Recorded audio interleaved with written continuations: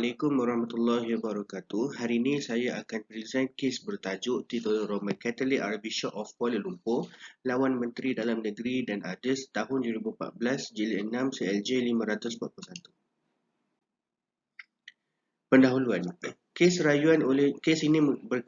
ini adalah berkaitan dengan kes rayuan oleh jawatan kuasa Gereja Katolik di Kuala Lumpur untuk membuat semakan kehakiman dan keputusan Mahkamah Rayuan Putrajaya yang tidak menyembelahi pihak gereja tersebut.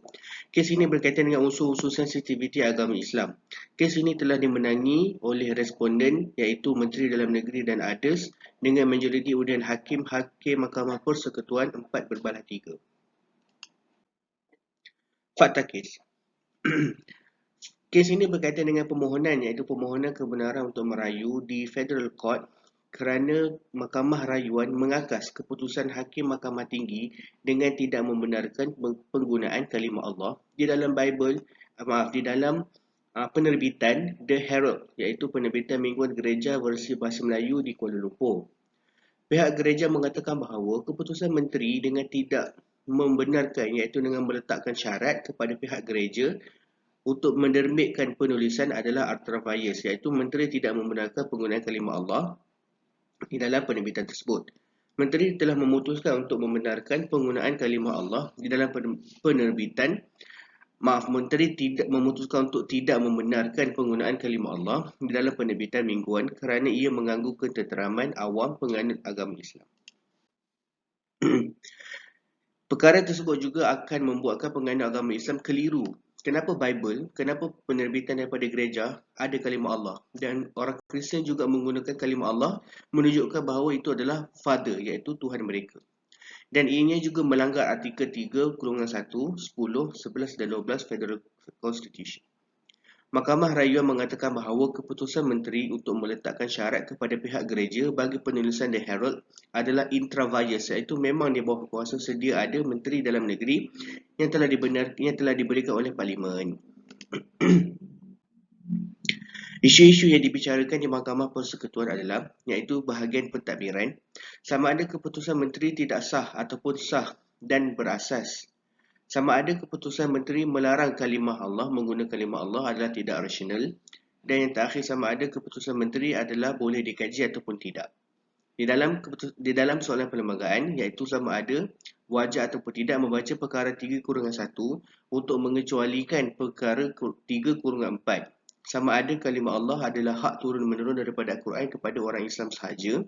Dan yang terakhir soalan berkaitan dengan soalan umum iaitu sama ada Mahkamah Rayuan boleh bergantung kepada penyelidikan secara internet semata-mata dan penyelidikan buku semata-mata untuk menentukan bahagian penting yang berkaitan dengan kepercayaan dan amalan penganut Kristian.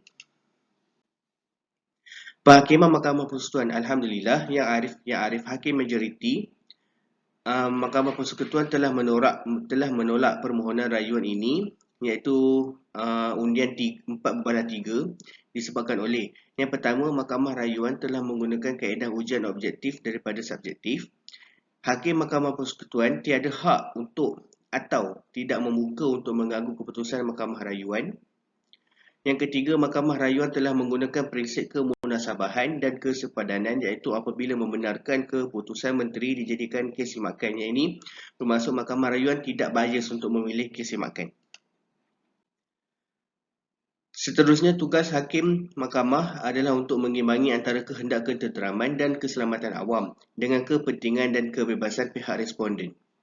Tidak boleh mengatakan bahawa Parlimen tidak memberi kuasa kepada menteri untuk membuat undang-undang iaitu keputusan menteri kerana apa ini telah termaktub di dalam perlembagaan.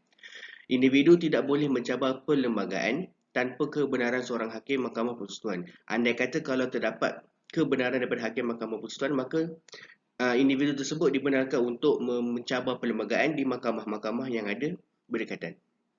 Dan yang terakhir, artikel 3, 8, 10, 11 dan 12 perlembagaan tidak boleh dicabar kerana ia adalah perlembagaan dan tidak terbuka untuk mempertimbangkan atas alasan cabaran kerana tiada kebenaran daripada hakim Mahkamah Persekutuan.